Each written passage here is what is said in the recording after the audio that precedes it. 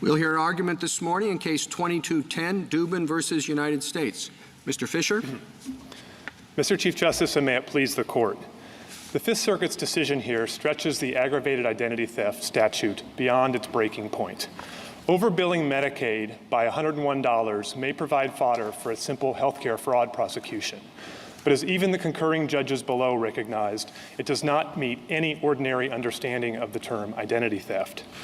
Nor, for two independent reasons, does Mr. Dubin's conduct fall within the terms of Section 1028A.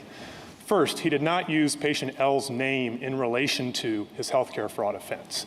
That statutory element requires that the use of the name be instrumental, not merely incidental, to the fraud.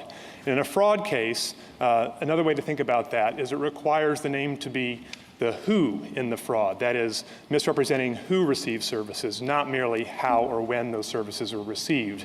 And Mr. Dubin's conduct falls only in the latter camp. Second, Mr. Dubin did not use patient L's identity without lawful authority. He had permission to use patient L's identity to bill Medicaid for psychological services, and that's precisely what he did. A contextual perspective confirms this analysis. The federal fraud statute that's the predicate here, like the other federal fraud statutes, covers an enormously broad swath of conduct. And therefore, Congress has made prison time discretionary in those instances. And as the federal defender's brief explains, the median sentence in a fraud case in this country is 12 months. 25% of offenders receive only probation. This statute, by contrast, requires a 2-year mandatory minimum. So all indications are what Congress was doing is targeting a particularly egregious form of fraud, use of somebody's name through stealing it, misappropriating it, or impersonating the person, identity theft. But if the government is right, and if the First Circuit is right about how broad the statute is, what it would do is it would transform fraud prosecutions to having every one of them be essentially an aggravated identity theft prosecution too. And that would thwart Congress's careful design. The Court should reverse, and I'm happy to answer any questions the Court has. Mr. Fisher, you said that Mr. Dubin was authorized to use the patient L's identity. Was Dubin authorized to use patient L's identity for this particular transaction? Well, I think the best I can answer is yes, he was, in the sense that he was authorized to use patient L's identity for billing Medicaid. That was well, I understand that's a little broader. Well, you could say that if you drop a car off at a valet, your Porsche, I don't have one, but if you had a Porsche, you'd be concerned about the use of it. And the valet is authorized to drive it, generally, but not to drive it around the city, but to park it. So I don't see how this is any different from that. He's authorized to bill at the appropriate charges, but it's not a general authorization. Well, I think, Justice Thomas, the only way to make sense of that element in the statute is to do it more generally. And I think there's a couple of reasons why that is so. And first, let me just start with the record in this case. The only thing the government ever argued in this case was that the unauthorized use was the fact that Mr. Dubin committed a crime with the name. That's at Joint Appendix page 31 and 32, and it's also at the PET app 66A and 67A. So the Fifth Circuit's theory and the government's theory was simply using the name to commit a crime is what makes it unauthorized use. And so when you turn to the statute, that cannot be right for two reasons. One is because the statute already requires a violation. That's the predicate crime, and this would just make it superfluous. And second of all, remember, just as a matter of grammar, lawful modifies use, lawful modifies authority, not use. And so what the government would do, and I think with all due respect, what your hypothetical would do, would ask whether the item was used lawfully, not whether the person had authority in a general sense. And I think one other analogy that we give the Court in our brief is burglary law, which is a common criminal law thing where you don't ask whether the person had authority to enter the building to commit a crime, because nobody has that kind of authority. You ask whether they had general authority to enter the building. We think that's what the element is doing in the statute. But how general are you, is your analysis? I mean, You use a reference to a hypo about a waiter, and I thought that was very interesting and maybe illuminating in this regard. So, I give the waiter my credit card, and rather than charging me for the food, he charges me, he pays down his mortgage with my credit card. Is that use with or without lawful authority, and why?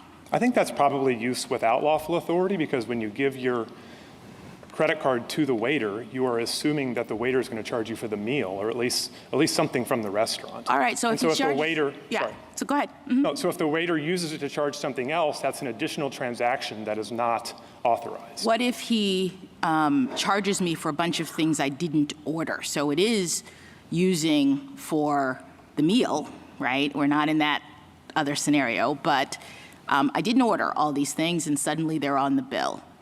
So I think that is without lawful authority, but I think it might be it might still not be in relation to the crime, because they're right. Yes. But I'm just so isn't that the same thing as is being alleged here with respect to your client? I don't think so, because if you look at the actual bill in this case, or the Medicaid claim, it's at the very last 2 pages of the joint appendix. It is there's a procedure code that says what you are billing for, and the procedure code is exactly the same as whether or not the dispute here is whether the licensed psychologist versus the licensed psychological associate provided. But that's not what he services. ordered. I mean, that's not what the law orders. I don't see how that's any different than the waiter putting something on the bill that was not, fraudulently, that was not actually ordered. Well, I think that the mortgage example is easier, and I think that is why, without lawful authority, I acknowledge that it's challenging to figure out exactly what level of generality you're asking, but I think the best way to do it is say, did the person give authority to bill for this type of service or this type of product? So I think Go ahead, sorry. I think, Justice Jackson, if it's just extra food on the bill, that may not be without lawful authority, but if it's something different from the items in the restaurant, then that would be outside of the expectation of the transaction. But that's not, I'm sorry. No, go ahead. That's not identity theft. It's still not Meaning identity theft. There's 2 elements. That's right. And as I understand your description of in relation to, you keep going back to that means that the name must be a part of what makes the predicate conduct fraudulent. And the name there isn't, because the extra food isn't helping isn't on the who that person is. They gave you the credit card, you're charging extra food. That's right, Justice Sotomayor. I think It's like if I ordered a tomahawk steak and they gave me a big sirloin steak, that would be a fraud, but my name isn't used in that way, Right. correct? That's right, and I think it's important to keep these are. But you needed to use an actual patient's name, right? So it's not just like you got a credit card and you don't care whose it is and you're just sort of charging it. It had to be, if it's not patient L, it had to be patient A, B, C, or whatever, because I assume they check that this is somebody covered by whatever it is, Medicare or Medicaid. Well, 2 things, Your Honor. First of all, as a technical matter under the healthcare fraud statute here, there doesn't have to be any name at all, let alone a Medicaid eligible name on the claim to violate the statute. So as a technical matter, I think its name is not required to violate the statute. Now, I think this is the General's point. Does there have to be a name not to violate the statute? Pardon me? Does there have to be a name not to violate a statute? In other words, you're saying you could put any name, somebody who doesn't have any coverage or any relation at all? Yes, it would still be healthcare fraud if you were listing a service you didn't provide or overbilling or whatever else. So the name is not essential to commit the crime. But I would add to that, even if the name were essential to commit the crime, we still think that's too low a bar for in relation to. And as we point out, one example is if all you need is a but-for relationship to satisfy the in relation to element, then every mail or wire fraud case that has a name on an envelope or a name in the email address or the phone number becomes identity theft. Isn't that why the government disclaims that, and it comes up with a theory that says a name on an envelope is something that anybody can use, correct? Well, that's right, Justice Sotomayor. That's what the government says. But again, it's important to distinguish the elements one from the other. I don't think the government disputes that the name on the envelope satisfies its but-for test under the in relation to element. And so they do have a different answer for the mail fraud hypo there on without lawful authority. They say somebody is assumed to have authority to send an unsolicited letter, but that brings me back to the level of generality question. That answer violates their own rule. Their rule is you have to have specific authorization to the exact thing you did in the manner you did it. So you would not ask whether somebody has authorization to send an unsolicited letter. You'd ask whether somebody has authorization to send a fraudulent letter. And the answer to that would be no. But Just why like isn't here. that right? I mean, I'm still struggling with the waiter hypo, isolating without authority. I understand your point during and in relation, and it probably still wouldn't be Yes. triggering this statute because of the nature of it. Fine. But without authority, if the waiter is charging things, you've given him permission to charge it for food, you say that's enough to allow it to be with authority. But I guess I don't understand why, if he's charging it for food that I didn't order fraudulently, that is with authority. No, I think I may have misunderstood then if I said that. As to food on the menu, I think if something is charged that was not ordered, you are giving authority, at least for the transaction where you give the credit card to charge the bill. Now, if the next day the waiter were to charge something else after you've left the restaurant and after that charge has been done, then I think the authority is expired after you leave the restaurant. But maybe I misunderstood Where does in that the come mix. from? I mean, that just sort of, why does it matter whether I'm still sitting in the restaurant or he does it the next day? The point is, what is the scope of my authority? When I give him the card, I'm giving him the card, I think, to charge the food I ordered. If he charges, either the food I didn't order or something on Amazon or pays down his mortgage, aren't all of those scenarios the same with respect to the scope of my authority? I don't think so, Justice Jackson. I think that, as I said to Justice Thomas, you need to say something more than you're billing for something other than exactly what was ordered. Because if that's what the rule is, then it collapses into the requirement that there be a predicate fraud. And the Solicitor General's rule or the Fifth Circuit's rule would then cover any misbilling, any time a cashier bills anything wrong. That cannot be right under the identity. Just same line of questions, but put it in a context that's closer to this one. I mean, suppose, I think you say at one point that if he had charged for cancer services, that would fail your test. Is that correct? I think that would likely be outside of the scope of authority. So it would. Yeah, that's right. So if So you that's had what more I'm facts in the talking record, about. it may be without authority. It would not be in relation to the crime for the reasons. Yeah, so it's Sotomayor. outside the scope of authority for cancer services because the patient is only supposed to get psychological services. But, it's the same question as Justice Jackson is asking. Suppose now he bills for 100 hours of sessions with a full-bore psychiatrist, right? Very different both in type and in quantity of the services he actually received. Why should that be any less outside of the authority that's been given? I think the answer would be because, again, in that scenario, Mr. Dubin would have authority to bill for those kinds of services. Now, Justice Kagan, to bill 100 hours instead of 3 would be an egregious fraud for which he could be prosecuted and punished and perhaps severely, but it doesn't make it outside of his authority. Right, I guess what I'm not getting, and it's the same thing that Justice Jackson is not getting, is why you're drawing the line between, here, cancer and psychological, as opposed to drawing the line between the psychological services I received and other psychological services that I never received and indeed didn't come close to. I think the reason I'm drawing the line there with admittedly blunt textual tools that Congress has given us, but the reason I'm drawing the line there is because the only alternative that I think I see on the table is that literally every mischarge becomes without lawful authority. Mr. Fisher, so it sweeps in. I'm sorry. Finish. Oh, so it would just sweep in every misbilling. A lawyer who bills 4.9 hours when he worked 4.8, bills for a second-year associate when it was really a first year, et cetera. Your argument has a lot of intuitive appeal because this does not seem like what one normally thinks of as identity theft. But I'm wondering if you are trying to get too much out of the caption of this, out of this provision. And I know it's unfair to ask you about a case that we heard argument in last week, but I know you follow our cases, so I'm going to do it. If you just want to take a pass, that's fine. But we heard very extensive argument on the meaning of Section 230 of the Communications Act, which has been held by the lower courts to provide pretty broad immunity from civil liability for Internet service providers. But the caption of that section is protection for Good Samaritan blocking and screening of offensive material. So the interpretation that the lower courts have given to that provision goes way beyond what you might think of just by looking at the caption. So, I mean, how far can we go in taking the caption as the gloss on the actual text of the statute?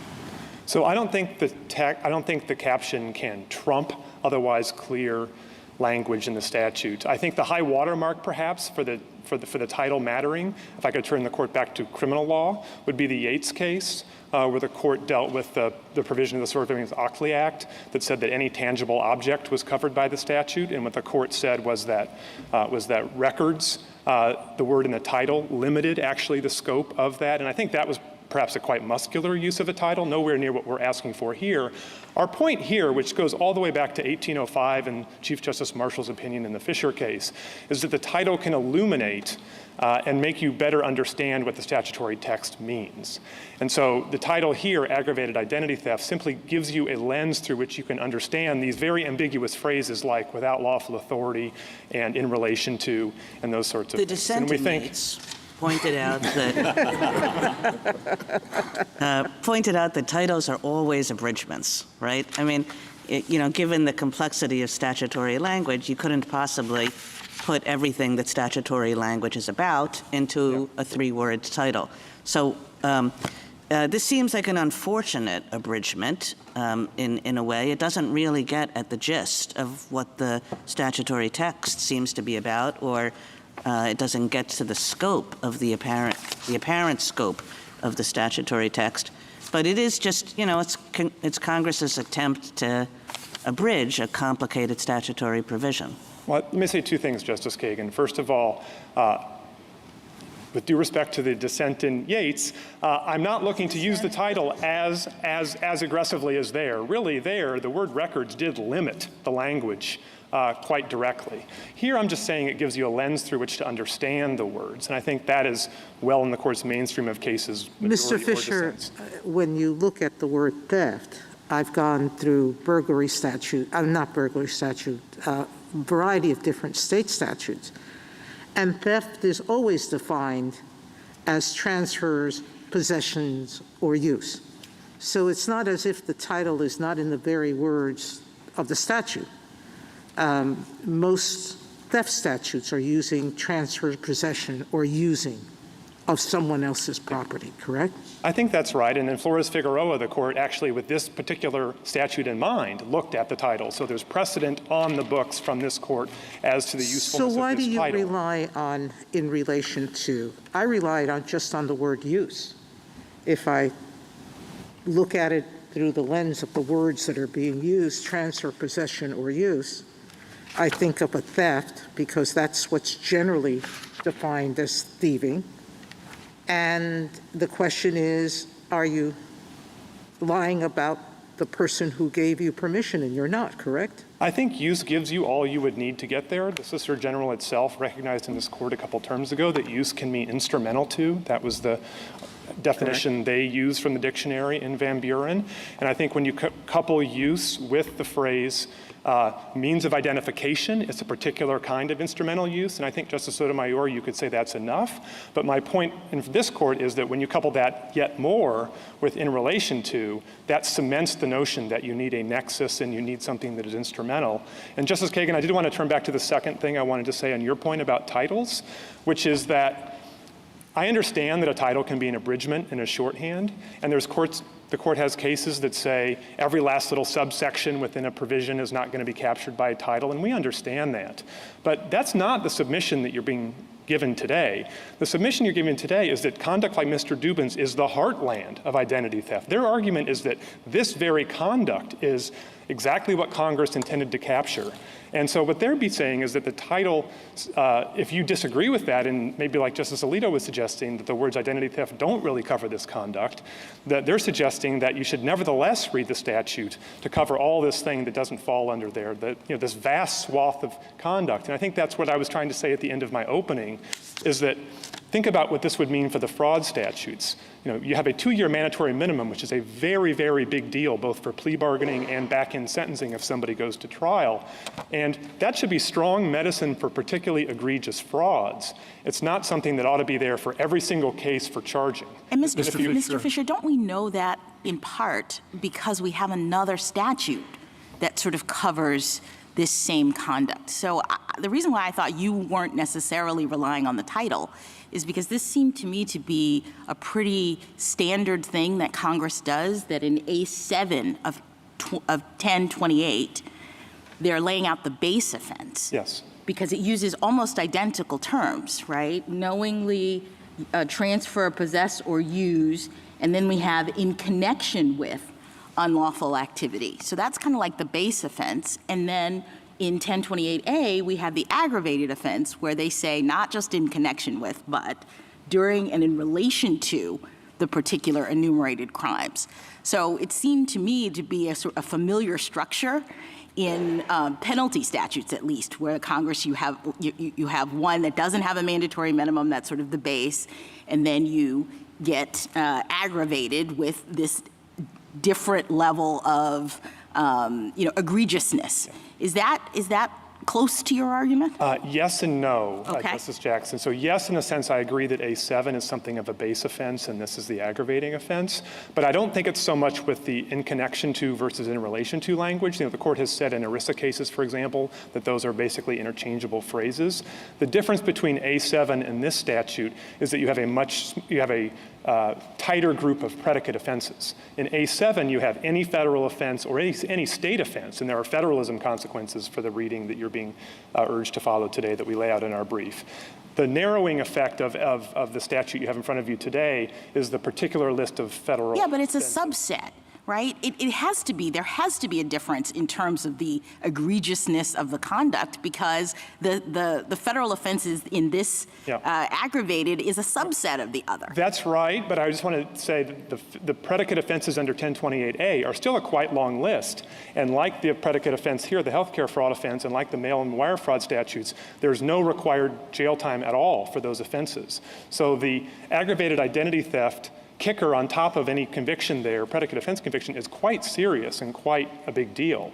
And that's my point, that Congress would have not expected. And that's why you have to have more egregious conduct in order to trigger it, right? That's right. And the more egregious conduct should be more than just incidentally using somebody's name while you're committing that crime. So my point is, if the government is right, then every provider who provides an improper bill and commits healthcare fraud is also committing identity theft. Everyone who sends a letter to somebody else, or every cashier who mischarges a bill, et cetera, is also committing identity theft. And I don't think Congress would have wanted to transform those discretionary sentencing regimes for those low-level frauds to all situations where somebody is facing a 2-year mandatory minimum. And I see my white light, and I wanted to circle back to one thing before the one-by-one questioning, which is we've talked a lot about without lawful authority, and I just wanted to underscore one feature of the in relation to argument that I'm making here, which is the instrumental use, not merely incidental use. Judge Sutton on the Sixth Circuit wrote a very, I think, probably the best opinion in the lower courts I've seen on that issue that describes how the idea is because we're dealing with identity theft, it has to be a lie about who receives services or who obtained services, not a lie about how those services were rendered, when those services were rendered, et cetera. And that rule of thumb, I think, is very, very helpful for sorting out the in relation to element as it works in the statute here. And it's also just intuitively correct. Remember, whether you want to rely on the title identity theft, or whether you want to just look at the words means of identification in the statute itself, you're being asked to decide whether the fraud had to do with misuse of somebody's name, whether it was instrumental, whether the name was instrumental to the crime. And you have a case like this, whereas the government put it in its own closing argument at pages 31 and 32, this is incorrect billing for services rendered. That's how the government put it to the jury when it described the fraud. In the Fifth Circuit, where the government was asked to describe the fraud, the government said, The fraud here is that Mr. Dubin claimed that the services were provided by a licensed psychologist when they were really provided by a licensed psychological associate. That's the fraud here. So when the government is asked in ordinary English to describe what the fraud is, it's described having nothing to do with patient L's identity or who received the services. It's only in its brief, when forced to defend an aggravated identity theft conviction, that they twist the notion here and say these are fictional services somehow, or this is really about who received the services. But if you just use Chief Judge Sutton's heuristic, I think that helps you sort out the cases in a way on the in relation to side that can do all the work you need in this case. Thank you, counsel. It seems to me that one of the factors that might be pertinent is whether it makes a difference whose name is used. Now, the Solicitor General says that here it did, because the overbilling for the 3 hours deprived patient L of 3 of the 8 hours to which he was entitled. First of all, do you agree with that statement of the facts? Well, I agree in the sense that billing for 3 hours takes 3 hours away, but remember, patient L did receive services here. And I think the more narrow argument the Solicitor General makes is that billing those services in May instead of April had some effect, but as we explain at pages 1 and 15 of our reply brief, that's just factually incorrect. And the government itself admitted that in the district court, that argument had been debunked. So you could have cases, can I say one more thing, Mr. Chief Justice? Sure. You could have cases where somebody would be, I think, sometimes deprived of benefits they would have due. We don't disagree that could exist. It's not on this case, but we don't disagree. But those would be case-by-case situations where that could be, I think, better taken into account at sentencing. The statute itself is not keyed to that kind of harm. That would just be something the district judge in an ordinary fraud sentence could take account of. The representative of the Solicitor General, I'll ask him about the 3 hours as well. But if it does make a difference, how much harm the person whose name is being used suffers, wouldn't that be a significant factor? I mean, if it caused him to lose all his credit, and it took, it can take a year and a half or whatever to restore that, shouldn't that be taken into consideration in deciding whether or not this is the sort of identity theft that's covered? I don't think there's any language in the statute that directs you to the type of harm. I think a better written statute might have looked at the type of harm. It's not so much the type of harm that I'm concerned with, but who is harmed. In other words, it makes a difference that this is patient L rather than somebody else. Well, no, I think, Mr. Chief Justice, just take your garden variety fraud case where somebody is swindled out of money. They're harmed. They've lost their money, just like in the hypothetical you're giving, somebody in an ordinary health care benefit case has been deprived of possible insurance coverage or overbilled or the like. So people are harmed quite regularly in these fraud statutes. The question is whether their identity was stolen, to use this sort of colloquial here, and whether the crime involves misrepresenting what they received or how they received it. And so that's what makes an identity theft case different from an ordinary fraud case, not the fact that the victim is harmed, but that they're harmed in the sense that their identity is stolen. Thank you. Justice Thomas? Mr. Fisher, beyond the title, there is no reference to identity theft, right? Those words do not otherwise appear in the statute. Let's assume that the title wasn't there. What would your argument look like? I think it would look like most of what I've said today, which is understanding the broad abstract phrases in relation to and without lawful authority needs to be done through the lens of understanding this is a sentence enhancement for a particularly egregious form of an underlying crime, the predicate offense. And I think what I would direct the court to are cases like Marinello, cases like Yates, your honest services cases, where over and over the court has said when Congress uses broad language, we don't construe those literally in the maximalist way. Instead, because we're dealing with criminal statutes, we give them a measured reach. And I think that's underscored in this case, Justice Thomas, to end where I began, where you have a statute that is a enhancement, in effect, for a base offense. So you have to be understanding that you're dealing with a subset or egregious version of that underlying offense. But didn't we confront a similar problem with use in Smith? I don't think so. I think what you said in Smith were two things. One is you said the phrase in relation to limits the reach of use. And the other thing, as you said, those words have to be read contextually. And so on that score, I pulled two things out of Smith. What the court ended up saying in Smith was that the gun there was used in relation to the crime because it was integral to the offense. And I think integral is a synonym for instrumental, which is the word that I've been using today. And I think that just shows that when you take that word in context, it has to be narrowed. And I think all the more so here. So how would this particular crime that's charged have been effectuated without the use of patient L's identity? Well, I think if the exact same bill had been submitted to Medicaid without patient L's name on it, it likely would have still been healthcare fraud. It would have violated Section 1347 because it covers artifices and schemes that attempt to defraud the government. So even if the bill had not been paid, it still would have been healthcare fraud. Justice Alito? Suppose we think that without lawful authority can plausibly be read in a number of different ways. Then you need something to persuade us that we should adopt your interpretation. Now, one would be something, the force you can get from the title, put that aside. Another would be perhaps some version of the rule of lenity. But you have accepted some limiting principles. So you would not read without lawful authority in its broadest sense, which might be where the rule of lenity would lead. So in the next case, suppose we rule in your favor, the next case involves a different type of service. And the case after that involves a person who was once a patient of this doctor but hasn't been for a while. How would you justify your limiting principles? Well, Justice Alito, let me say a couple things about the other tools I would use to construe it and then how I would justify. So first, beyond the title and the rule of lenity, I would also look at the canon that says all elements of a statute have to have independent meaning. And so it has to mean something more than simply you've committed a crime, committed a fraud, or put in the other words that I was answering questions this morning, it has to mean something more than you've billed for something other than the exact services provided.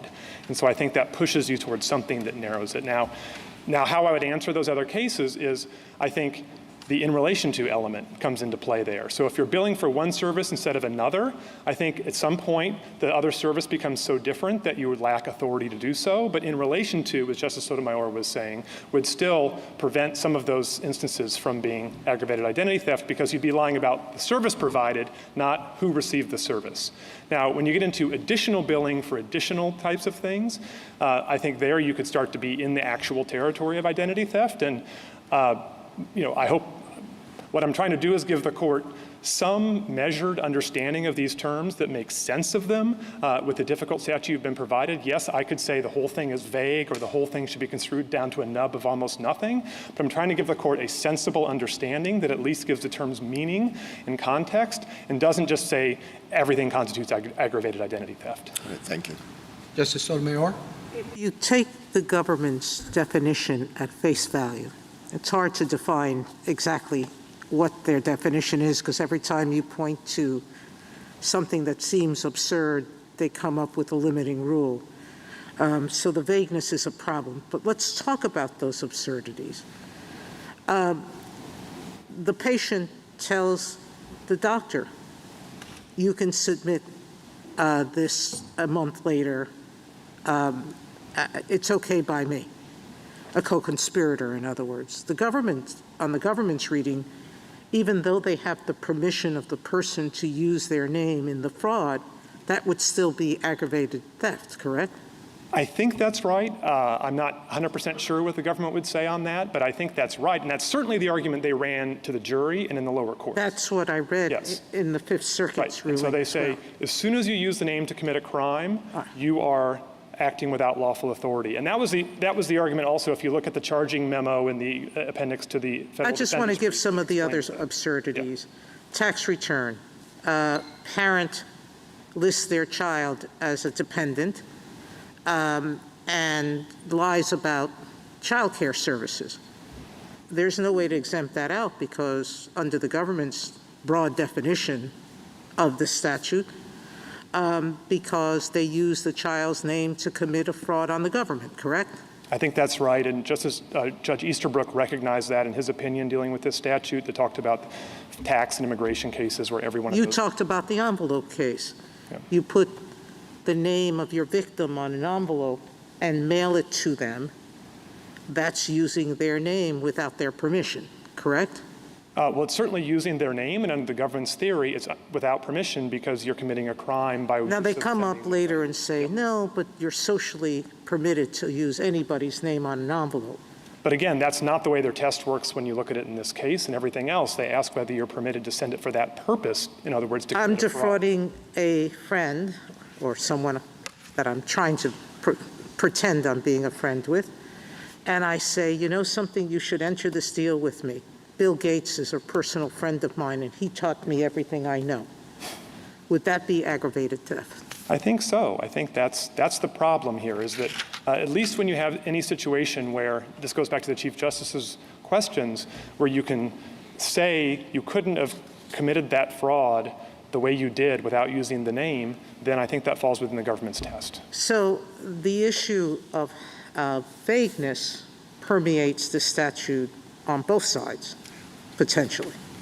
I think that's right. I think the government's argument, or at least the Fifth Circuit's rule, is vague in the sense that it seems to cover basically everything. And then it leads into the line of cases about vagueness that have just absolute standardist discretion left in prosecutors. What principles of ours, besides lenity, would lead us to accept your narrower definition as opposed to the government's narrow individual doctrines? Government seems to be creating exceptions. Right. Well, I think for one thing, constitutional avoidance. So when you do start to come up against vagueness, that's another principle that is operating in the background. For some of you, I think I would say the title, I think does carry some weight. And I think consequences. You know, the court has had a lot of cases in recent years. I gave Marinello as one example. Van Buren was another recent example. Some of the honest services cases are examples where the court has said, not so much the rule of lenity, but they've just said, understanding what Congress meant by words, we would not assume Congress would sweep in vast arrays of conduct without doing it clearly. And so I think as Justice Breyer put it in Marinello, we use interpretive restraint in that setting. And I think that's what I'm asking the court for today. Thank you. Justice Kagan? Mr. Fisher, you referred us to what you call Judge Sutton's heuristic, and I just want to make sure that I understand how that would work, and maybe I'll ask it in reference to what I think is the toughest line that you're drawing, which is, on the one hand, if you bill for cancer services, that falls within the enhancement, but if you bill for psychiatric services that weren't rendered, it doesn't. So to me, neither of those seems very much like a who. They both seem like what's. Yeah. So how does Judge Sutton's heuristic work to draw that line? And if it doesn't work, doesn't that suggest that we need something else? So two things, and I want to point out, I think there's a little bit of a misconception in your question. So the two things is the heuristic that Judge Sutton lays out is who on the one category versus how or when on the other. And so those are the easy cases, and that's what this case is. This is just a how or when case. And just like the stretchers case that Judge Sutton was deciding, the ambulance service that lied about whether stretchers were required, that's a how, the nature of the services provided. That's what this case is. Well, I mean, so, there's certainly a when in this case, but there's also a what. It's like, which psychiatric services did you get? And that's the same for the cancer services. And how does this supposed heuristic, separating out three-letter words, help us? So two things. One is, I think this is not a what case because the procedure code used is the same whether it's a licensed psychologist or a psychological associate. Now, even if it were a what case, what services were provided. Okay, so if the code were different for, let's say, a full-fledged psychiatrist, that would make all the difference? It might. I'm just saying this is the easy case, if you want to take the easy case. I think the what cases, which is what you're asking, that's what the cancer hypo is. And that's where the government moves in its brief, to the what category, which I agree with you, Justice Kagan, is the hardest category. So that's the in-between category between the who or the how and the when. Okay, so you're saying that the Sutton heuristic has nothing to say about that? I don't think it speaks directly to it. So it's separating out who on the one side from how and when on the other. And I think, and this gets to the misconception, I'm agreeing that the cancer hypothetical would be potentially without lawful authority. That might be without lawful authority. It still would not be in relation to, and it still wouldn't violate the statute. So I think what you should do is the best way to read the statute is that the who cases, the lies about who received the services, are on one side of the line, and all the other lies about how, when, or even what are on the other side of the line. And again, I'm not saying those aren't fraud, and sometimes it can be egregious fraud if it's 100 hours instead of 1, or if it's the Rolls-Royce version of the service instead of the base level.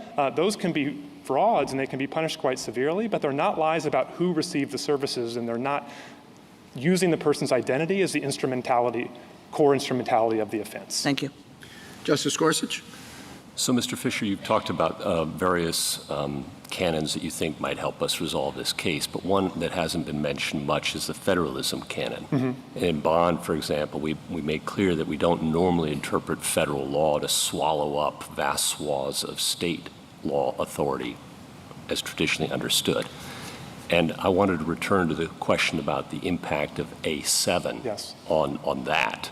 If the government's theory is correct, and every time I order salmon at a restaurant, I'm told it's fresh, but it's frozen, and my credit card is run for fresh salmon, that's identity theft. What's left of state law?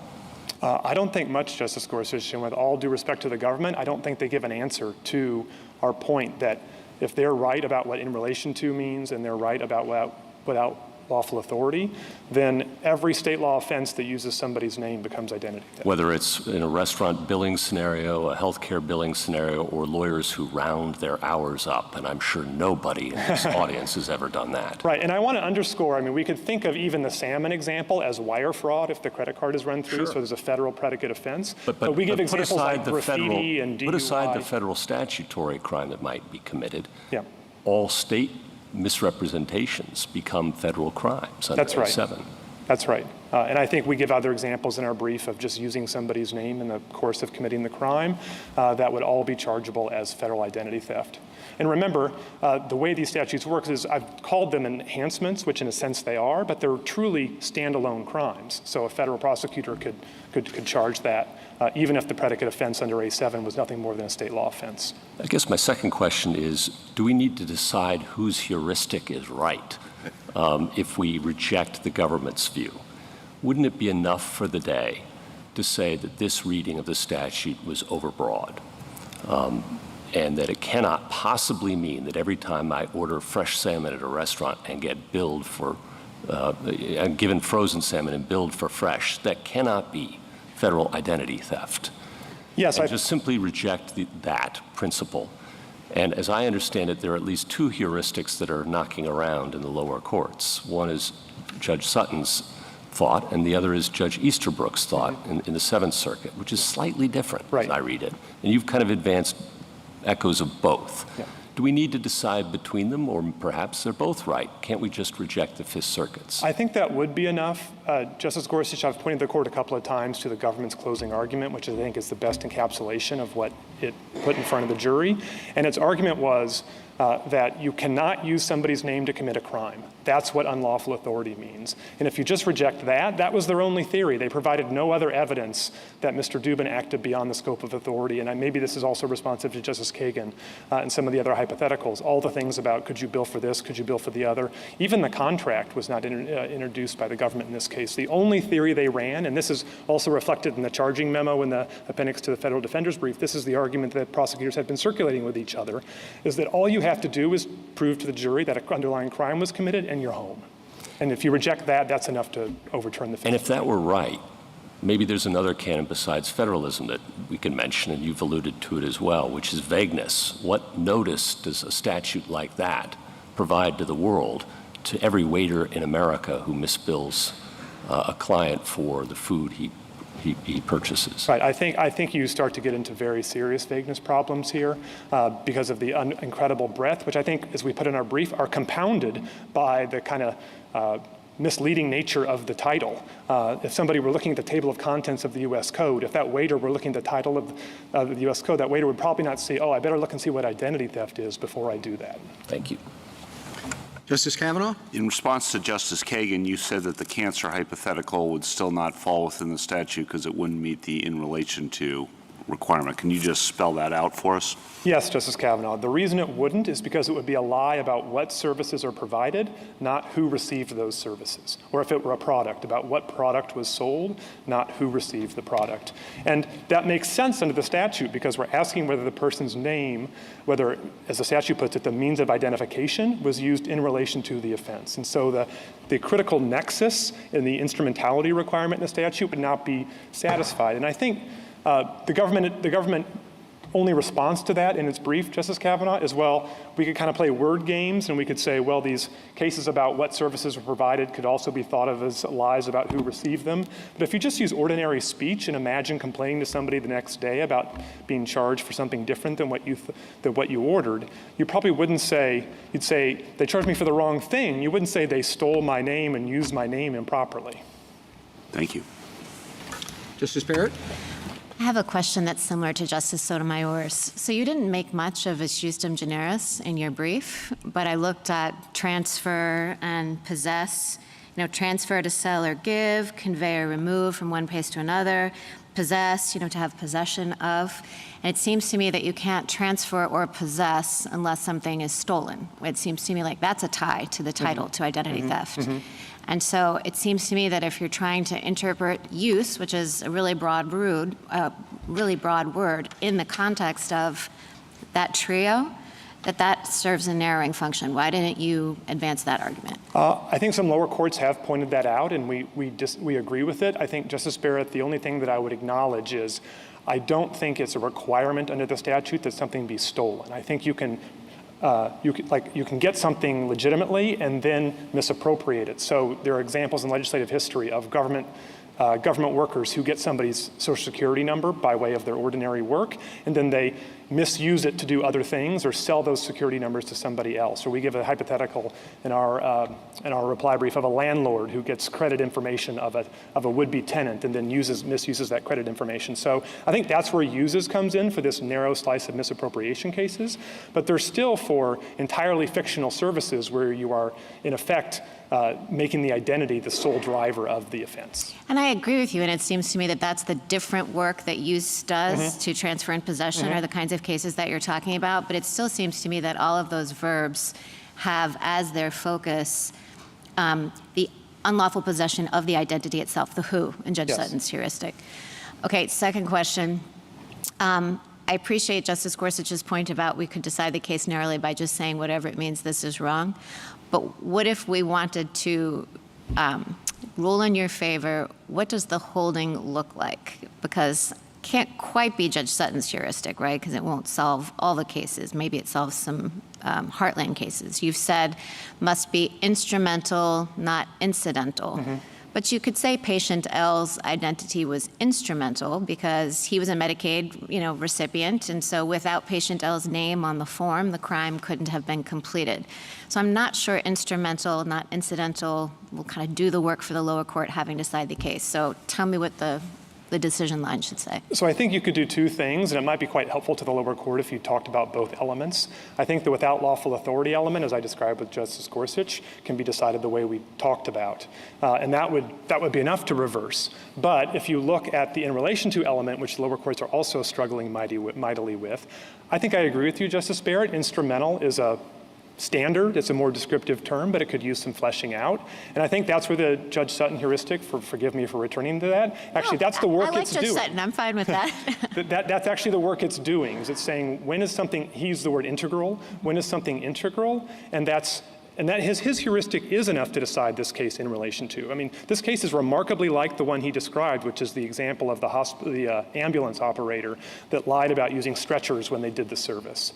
And he said, if you lie about the nature of the services provided, not who received those services, you are not committing the crime in relation to, you're not using the name in relation to the crime. And that would totally decide this case. Thank you. Justice Jackson?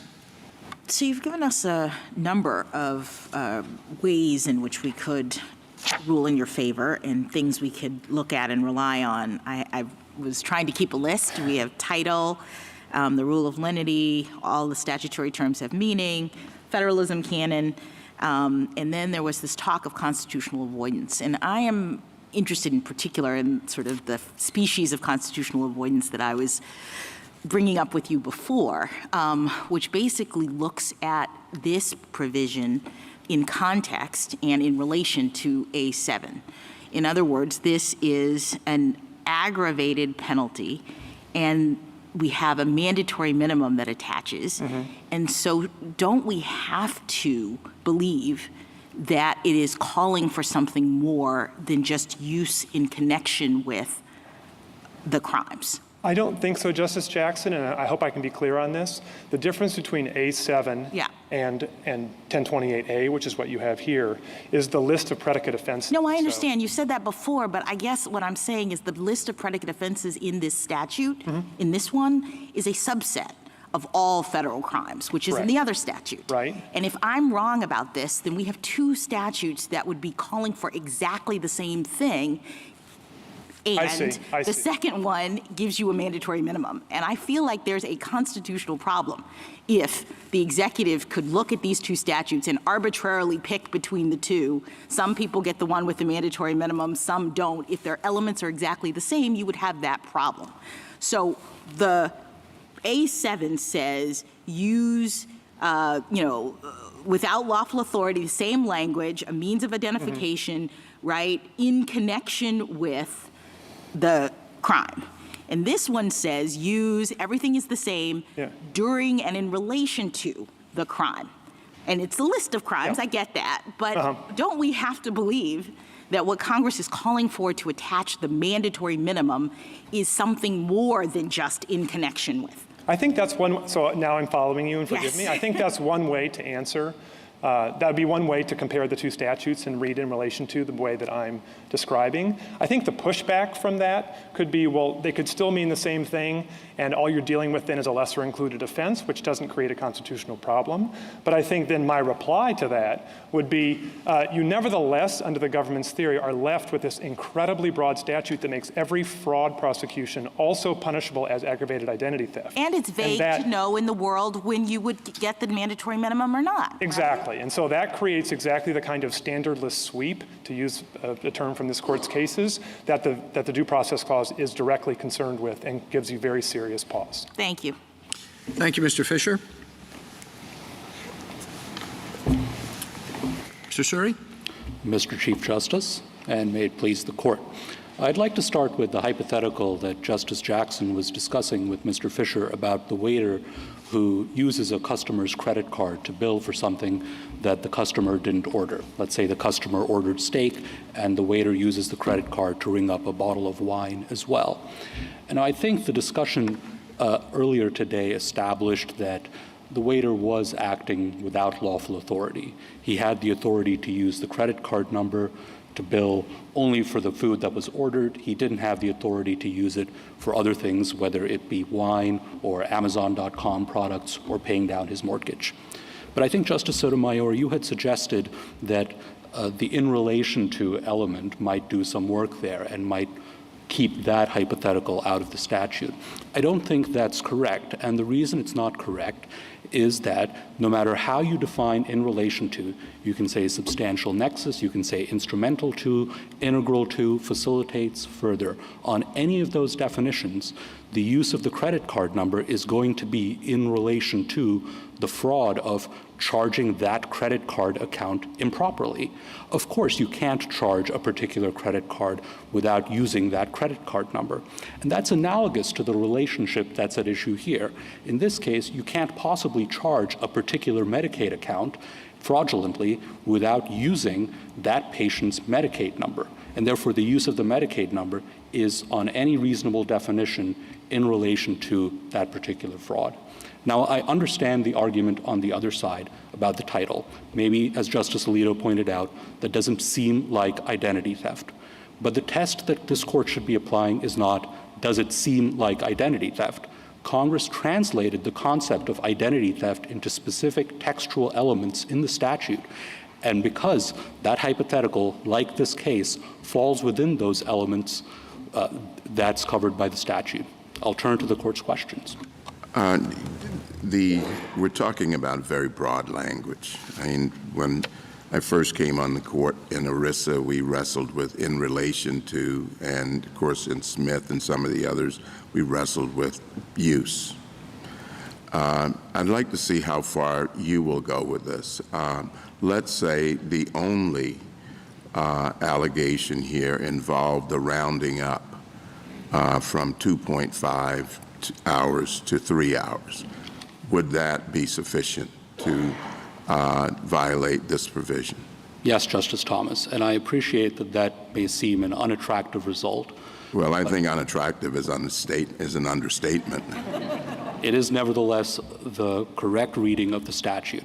The reason that result seems unattractive is that the fraud in that context is a relatively small fraud. It's not a big fraud, but it's inherent in this statute, which has a flat 2-year penalty regardless of the size of the fraud in a particular case. The small fraud is going to be punished the same way as the big fraud. How would you distinguish in this context between a mistake and a fraud?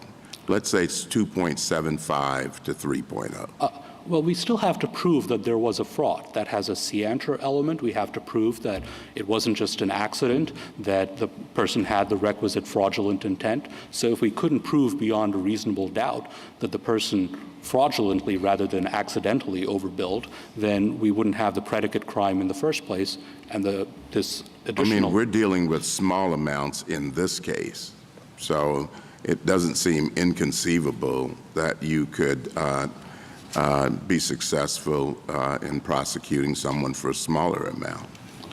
First, with respect to this case, it's true that this one claim was $338, but the entire conspiracy, the district court found, involved a lot of claims, $282,000.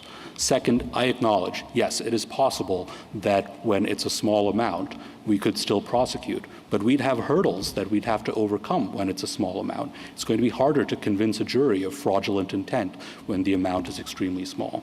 I take, however, the point of the question. Counsel, it seems to me you've just given up the ghost. And clarified things substantially, that every time anyone overbills for anything, that triggers this statute. And all you have to prove, now it may be small, as the amounts here were $338, or it might be rounding up, a lawyer rounding up his hours to the next tenth of an hour, but that is still identity theft because you are using somebody's identity in a way that is unlawful, and it perhaps arguably exceeds their permission. If that's true, where do we stand in terms of federalism, given that A7 speaks in much the same language, and we would seem to federalize pretty much every state misrepresentation claim? Where do we stand in terms of vagueness, notice to the world, fair notice to the world? I'm not sure most waiters in America appreciate that they're committing identity theft when they bill for that bottle of wine. Let me start with federalism and A7. A7's language is not the same as the language of 1028A. A7 uses the phrase with intent to commit or aid or abet or in connection with. And you could read in connection with differently from, during, and in relation to. We could, but if we read them the same as this court has done in the past, well, if you then we'd have a serious federalism problem, wouldn't we?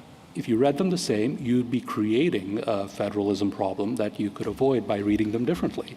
And it seems a bit of question Well, but begging. necessary, really, in connection with, in relation to, who draws a distinction between those words? Let me explain why there's a distinction. First of all, just so we're clear. Sorry to interrupt. No, please. I interrupted you. Well, okay. Suppose we did read them the same way. Then you would concede there would be a federalism problem. No, I wouldn't concede that because there's also a jurisdictional element in 1028A7 that's contained in 1028C. And that jurisdictional element ensures that every prosecution is within the federal government's authority. It has a list of elements that must be satisfied in order for an A7 prosecution to be brought. And I grant one of them is affects commerce. Yeah, so if he runs the credit card and it goes across state lines, good to go. But this court has held that. Can't you concede that's a serious federalism problem if we were to read those terms the same way? No, because this court has held that that's within the scope of the Commerce Clause. So it's not a federalism. Every fraud in America is within the scope of the Commerce Clause, counsel?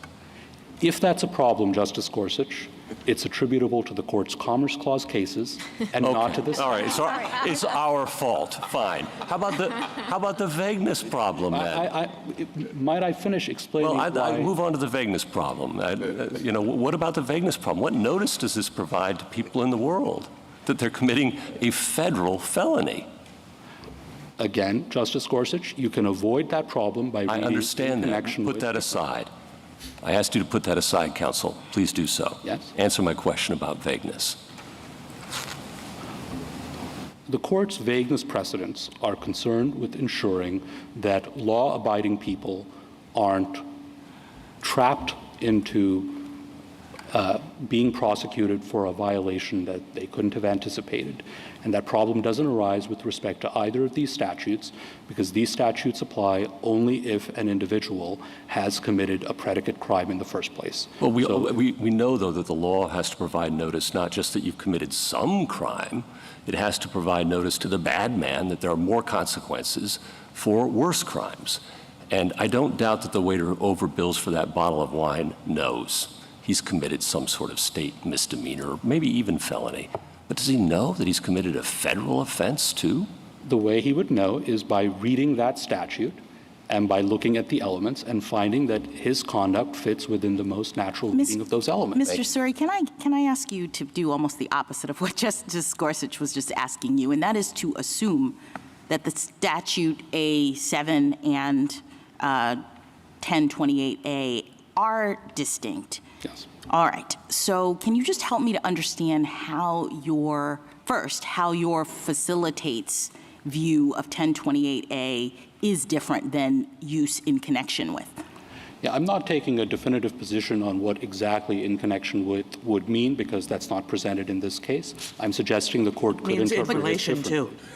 But what I'm asking is, this is kind of like, I think, creating another constitutional problem that I hope we can focus on, which is, to the extent they are the same, Yes. then I don't understand why we don't have a serious due process problem, because we have a mandatory minimum with respect to the second one. So unlike Mr. Fisher's suggestion that the second one is a lesser included offense, it is in fact an aggravated offense. It is more serious because you get 2 years tacked on to your underlying offense as a result of it. So is it the government's position that you do not have to have more egregious conduct or behavior to trigger the 2-year man-men? It is more egregious because the predicate offense has to be more egregious. I don't think And that's how it works. appreciate- It doesn't. Mr. Fisher says, look at the list of predicate offenses. It's like every fraud in the world. And you've just admitted to, in response to Justice Thomas, that it could be a teeny fraud. So it's not more serious just because of the predicate offense. It would seem to me it would have to be more serious because of the way in which you're using the name. No, I respectfully disagree with that. Okay. It is a subset of crimes that triggers 1028A. But if those And- crimes are broader and less serious than other crimes you can put into the other, into A7, you're still believing that it's a lesser included offense? But they're not broader. They're a narrower set of crimes. It's a more serious set of crimes than all crimes whatsoever. You can violate 1028A if the predicate crime is a felony. You can violate 1028A7 if the predicate crime is a misdemeanor. So yes, 1028A is going to be more serious than 1028, and there's no due process problem. Does it make any difference to your position if the predicate crime always requires a misuse of identifying information? In other words, my conception of the identity theft crime is that it provides additional punishment. But what if the underlying offense always requires a misuse of identity? That can happen under the statute with respect to other predicate offenses, though not this one. For example, one of the other predicate offenses is section, I think it's 1424, if I might be misremembering the number, but it's impersonating another person in an immigration proceeding. Now, that's always going to involve using another person's identity, even on Mr. Fisher's definition. Well, doesn't that suggest that you ought to have a narrower definition of the aggravated identity theft provision? No, Mr. Chief Justice. What it suggests is that Congress picked out a specific set of predicate crimes, and it picked those out where the aggravated identity theft elements are more likely to arise than with respect to other crimes. So it shouldn't be a surprise that with respect to this particular set of crimes, there are going to be some where the elements of the statute are met more frequently. But of course, we don't run into that problem here because there are a lot of different ways you can commit healthcare fraud without using the means of identification of another person without lawful authority. Well, what are those ways? Because it strikes me that the delta here is very slim. That in your brief, you had, some hypotheticals which were more or less outlandish, but that when you really get down to it, all healthcare fraud is done using people's names. I'll give some of the less outlandish hypotheticals then. First, frauds committed by patients. For example, if someone lies about his income in order to become eligible for Medicaid, or lies about whether he smokes in order to get a lower health insurance premium. Second, healthcare frauds committed by pharmaceutical companies. Let's say a vaccine manufacturer commits fraud in connection with a contract to provide vaccine doses, or a prescription drug manufacturer commits fraud when negotiating with Medicare about prescription drug prices. That doesn't involve individual patients. Third set of examples, frauds by providers that don't involve specific patients. Let's say the provider here lied when he was enrolling for Medicaid in the first place, or the court had a case last year about the disproportionate share fraction reimbursements under Medicare and Medicaid. Let's say there's a fraud in connection with that. That's not connected with any specific patient. Fourth set of examples is honest services healthcare fraud. Let's say an insurance executive accepts a bribe or a kickback. Again, that doesn't involve a specific patient. I grant that. So that's very helpful. Are you saying that any time that there's a provider that bills Medicaid for services, it's covered?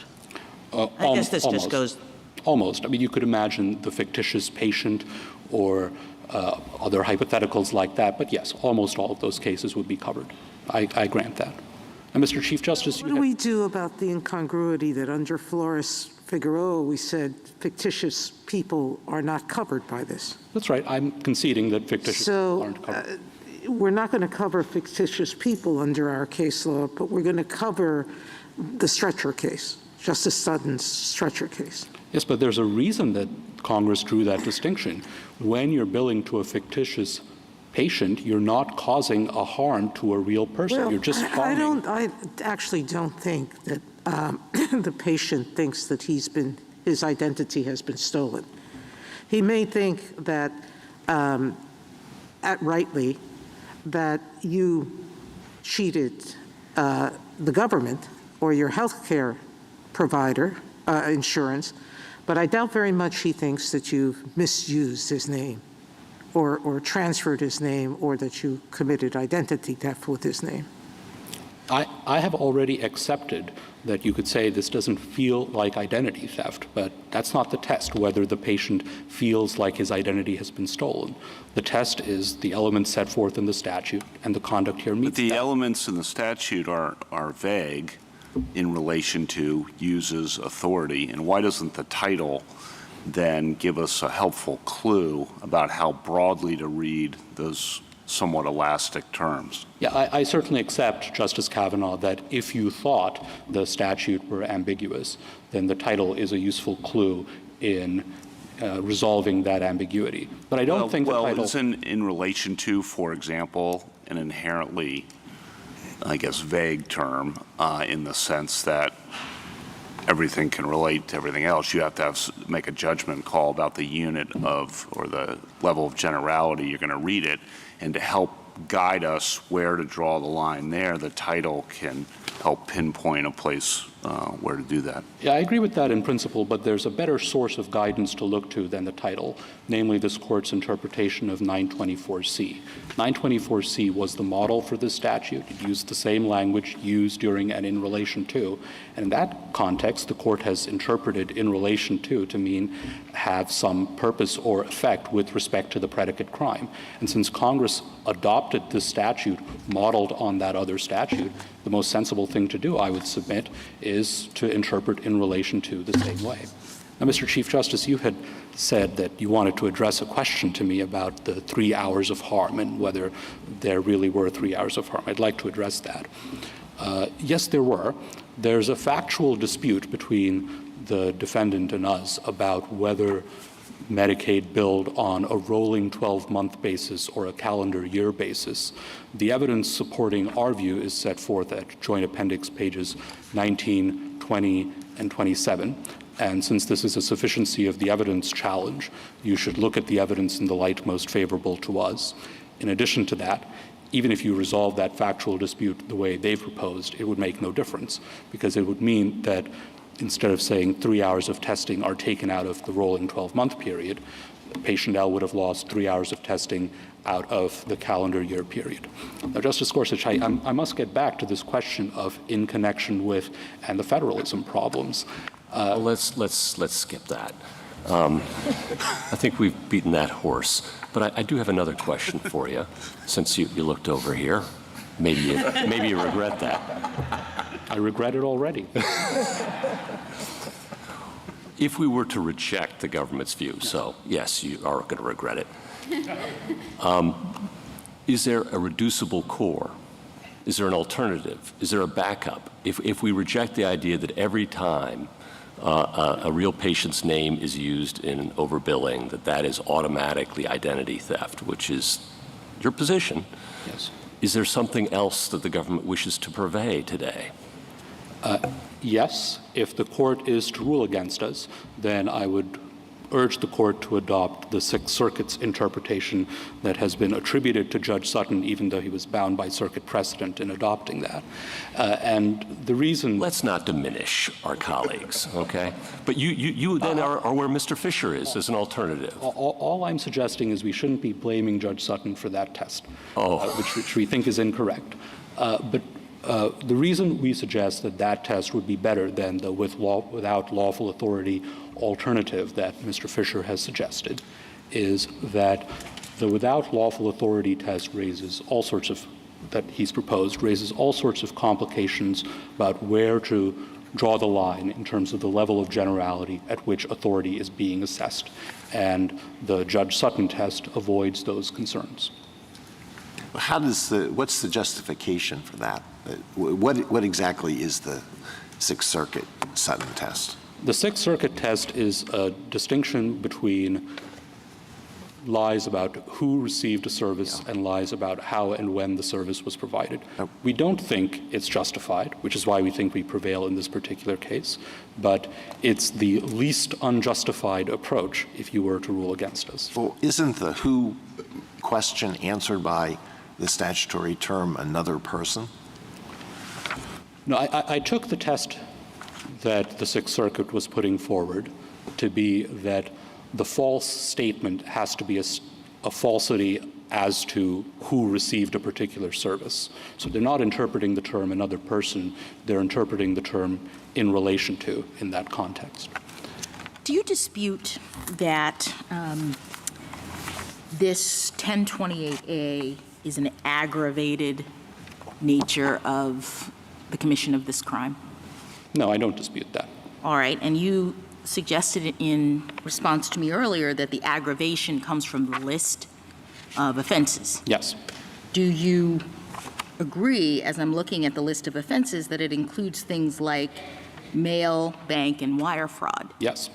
And so you're suggesting that that the aggravation alone, it has nothing to do with the way in which you use. You can use it in the same way as triggering A7 in connection to, but it's just the fact that you're committing mail and wire or bank fraud that subjects you to the 2-year man-men? Yes, let me summarize the point in the following way. If you use someone's identity with respect to a federal misdemeanor, that could be covered by 1028A7. If you use it with respect to a federal felony that's on that list, such as mail fraud, then that's aggravated identity. Yes, but A7 also covers felonies. State felonies. Yes, unlawful activity that constitutes a violation of federal law, and I appreciate that that sweeps in misdemeanors, but Yes. You're suggesting that the 2-year mandatory minimum penalty in this area of fraud is only distinguishable on the basis of the fact that you could be charged with the misdemeanor under A7? That's the difference? That's the delta between the two? That is the difference between the two. And remember, A7 in one respect is harsher than 1028A because it has a 5-year maximum penalty. So under 1028A, you're getting... But of course, that's not the function of mandatory minimums. I mean, they're not really... I appreciate that it has a higher top level, but Congress, when it enacts a mandatory minimum, is constraining judicial discretion with respect to what you can impose as a penalty. And usually, Congress does that in situations in which it has identified substantially more serious or more egregious conduct on the part of the person who is subject to the mandatory minimum. And what's strange to me about your argument is that you're saying, in this situation, unlike many others, we don't care about that. We're not focused on the fact that it's necessarily more egregious. We're just looking at the list of offenses, and to the extent a misdemeanor could be charged in the other world, that justifies a 2-year mandatory minimum in this one. Okay, let me take the worst version of that hypothetical for us and say Congress has enacted 2 identical statutes and one has a mandatory minimum and one doesn't. And it's entirely up to the prosecutor which of those charges is brought. This court has held specifically that that is not a violation of the Constitution. I believe the case is United States against Batchelder, if I'm remembering All right, correctly. I appreciate that, but here we don't have 2 entirely identical statutes. We have ones that, in fact, use different terms. So why would we interpret them to be identical? I mean, even if we've said that's okay to do, we have in connection with in one, and we have during and in relation to in another, and you're asking us to interpret during and in relation to as if it is the same. I'm not asking you to interpret them as if they're the same. I think that was the point of my colloquy with Justice Gorsuch. But you can't tell me what different. the difference facilitates makes. Your definition is facilitates, and so all I want to know is why is that any different than in connection with? In connection with is used alongside with intent to commit or to aid or abet. And you could read that eusdem generis to be similar to with intent to commit or to aid or abet. And you don't have that contextual limitation with respect to during and in relation to. In the phrase during and in relation to, the word during is what is doing most of the limiting work. The word during is saying that the use of the identity must be contemporaneous with the crime. So that's already limiting the universe quite a bit. And now within that context, relation to simply serves to exclude fortuities, cases in which it's a coincidence that the name was used at the same time as the commission of that particular crime. Speaking of eusdem generis, could you address the argument regarding the application of that canon to the statutory terms use, possess, transfer? Yes, Justice Alito. I think that the presence of the term possess strongly supports our interpretation. And the reason is that it would be quite odd for this statute to prohibit the passive possession of another person's name, to prohibit a particularly egregious type of use, namely use for the purpose of impersonation, but to cover nothing in between, the active uses that fall short of impersonation. There's no reason to think Congress would have included that discontinuity in the statute. In addition, I think Justice Barrett raised the question that transfer and possess could be read to refer to circumstances in which the information is stolen. And I agree with that. But use has to be doing some independent work. If you've stolen the information, you've already possessed it without lawful authority. And in order to give use some independent work to do, you have to make sure that there isn't a stealing element built into that.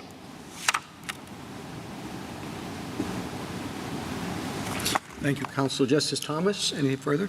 Justice Alito? Justice Sotomayor? Justice Kagan? Mr. Suri, you just on this question of without lawful authority, different kind of issue. In your brief, you say that means if he uses it with permission.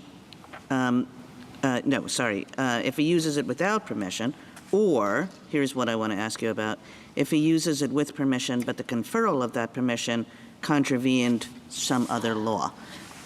So suppose somebody had said to this doctor, the patient L had said to this doctor, you gave me 5 hours of service X, but you've been a great doctor. I'm happy for you to bill 20 hours of some more expensive service. Would that count as without lawful authority or not? We would say that we could prosecute that case, but that's a more difficult case and would raise issues that are not present here. In that hypothetical, unlike this case, there would be authority, and the question would be whether the authority was lawful. The argument on the other side would be that lawful should be interpreted to apply only to procedural unlawfulness. You've held a gun to the person's head in order to extract the consent, but you could also interpret lawful to include substantive unlawfulness. So you think it goes that far, but you're saying, don't worry about it. We can do that next case. Correct. And last question is just coming back to the Judge Sutton test, which may or may not be the Judge Sutton test. How do you understand the Judge Sutton test to work with respect to hypotheticals, which I take the petitioner to have conceded, which is like billing cancer services, billing some other product entirely, not psychological services now, but something else entirely? How does the Judge Sutton test work with relationship to those hypotheticals, which also means with connection to those hypotheticals? I think the fairest answer to that question is that the opinion doesn't address that, and therefore I'm not sure how the Sixth Circuit would resolve that issue. We would suggest that if the court adopt that test, it'd say that those hypotheticals are covered, because it seems pretty clear that the fraud in that case is in relation to the use of the name, and also that it's without lawful authority. Right, but if I understood the Judge Sutton test to be asking, well, was there a misrepresentation with respect to identity? It would seem as though in those hypotheticals there is no misrepresentation with respect to identity. So I would think, I guess I was a little bit surprised that you came out in favor of the Judge Sutton test as your preferred way of losing, because I would think then that you lose those set of cases. Judge Sutton suggested that if no one received a particular service and you say that someone did, that is a misrepresentation as to identity. So in the cancer services example, the clinic is providing cancer services to no one, and you're still saying you provided it to patient L. That is a misrepresentation as to identity as he conceived of the test. I see. And then how would he separate, or somebody received psychological services from a certain level of psychologist, but not from a psychiatrist, let's say? I don't think those should be separated, Justice Kagan. That's precisely why we think we should prevail in this case. There is no principal distinction between those. Justice Gorsuch? Justice Kavanaugh? In the Court of Appeals, Judge Costa's opinion said that this court's precedents had set an unmistakable message that courts should not assign federal criminal statutes a breathtaking scope when a narrower reading is reasonable. And the petitioner also cites a long line of cases you're familiar with: Marinello, Van Buren, Kelly, the list goes on, where we have rejected, I would say, the broadest interpretation of criminal statutes, the literal reading as compared to the ordinary reading of criminal statutes, based on fair notice concerns and not trapping the unwary or increasing the sentence on an unwary person. So why does this case not fall within that concern and with that body of precedent about reading it as broadly as you possibly could, and thereby raising fair notice concerns of the kinds that Judge Costa raised? Because this statute, unlike the statutes in all of those other cases, comes into play only if someone has committed a predicate crime. In all of the cases that you've just mentioned, there was a concern that law-abiding individuals would be prosecuted by the federal government for routine conduct. For example, in Maranello, you could be prosecuted under the interpretation that was advanced there for paying someone in cash rather than paying by check. And in Van Buren, there was a concern that you could prosecute people who use their computers at work to check sports scores. There's no concern like that in this case. In this case, the statute at issue here comes into play only if a predicate federal offense has already been committed. Well, that's similar to an argument I heard years ago from the government about mens rea. Don't worry about mens rea requirements for sentence enhancements as opposed to the crime itself. And I didn't find that persuasive then, because the concern about sentence enhancements is still, as Justice Gorsuch said earlier, the ordinary citizen may know, okay, well, this is going to trigger a certain amount of punishment, but you're on no notice that it could trigger a mandatory minimum or a significantly increased amount of punishment. So don't the same concerns about fair notice still kick in that situation where you're talking about an enhancement as to the underlying crime? I don't think the same concerns kick in. I appreciate that the concerns do arise, but they're mitigated by the fact that the person has to have committed a predicate crime in the first place, and there is no danger of giving federal prosecutors the power to turn otherwise law-abiding citizens into criminals. That simply doesn't arise with respect to the statute. Justice Barrett? Justice Jackson? Just quickly get your understanding of the Fifth Circuit's view of without lawful authority and whether or not the government endorses it. I don't take the Fifth Circuit to have taken a view on without lawful authority. It wasn't raised at the panel stage, and at the en banc stage, all the Fifth Circuit did was say we affirm for the reasons given in the panel opinion. Oh, so you don't think they held that without lawful authority means to use it to commit a crime? No, I don't think they did. What is that the government's position or no? No, that's not the government's position. What is the government's position? The government's position is that a person acts without lawful authority only if he uses the means of identification in a manner that requires prior authorization, but he either didn't get that authorization or the authorization was conferred in an invalid way. And I think that limitation eliminates a lot of the parade of horribles that arises on the other side. So circumstances in which you're simply addressing someone by his name or mentioning his name or talking about him or making a statement about him wouldn't be covered by this phrase because those don't require prior authorization in the first place. So you can end where you started, which is with the waiter hypothetical. The government's view is that all of those would be without lawful authority. Those would be without lawful authority because you do need someone's permission to charge his credit card in the same way you do need someone's permission to bill something to his Medicaid number. Thank you. Justice Sotomayor? A couple of follow-ups. In the Bond case, clearly the woman who poisoned the mistress or the person she suspected of being a mistress wasn't a law-abiding citizen. And we still narrowed that statute, correct? Correct. Number two, following up on what Justice Jackson just said, if I disagree with you reading the record, because I have, it was very clear that the Fifth Circuit said without lawful authority exists whenever someone uses the means of identification of another person to commit a crime. You argued the same thing.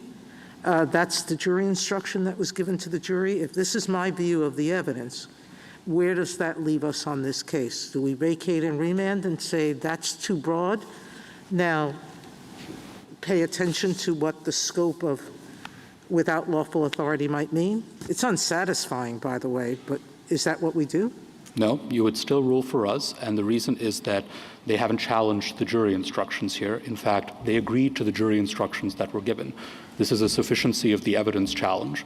The issue is whether the evidence supports findings on each of the elements of the crimes, not whether the jury was instructed properly. Thank you, counsel. Mr. Fisher?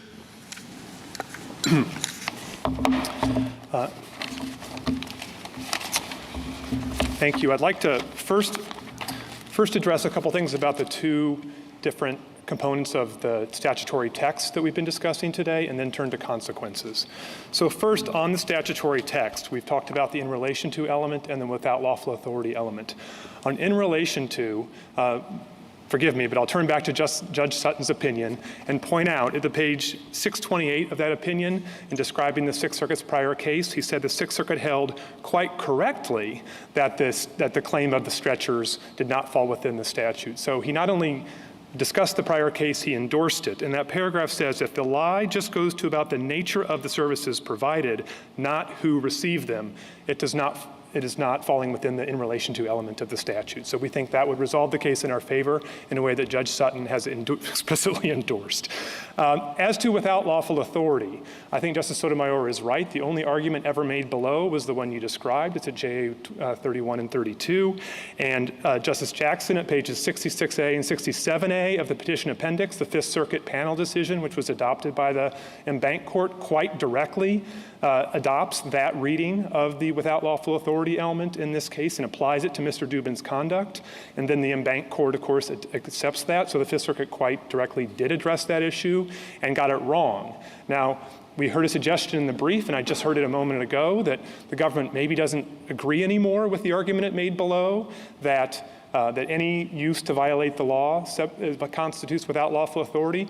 But with due respect to my friend, I just don't understand what their alternative test means. No court has ever adopted it.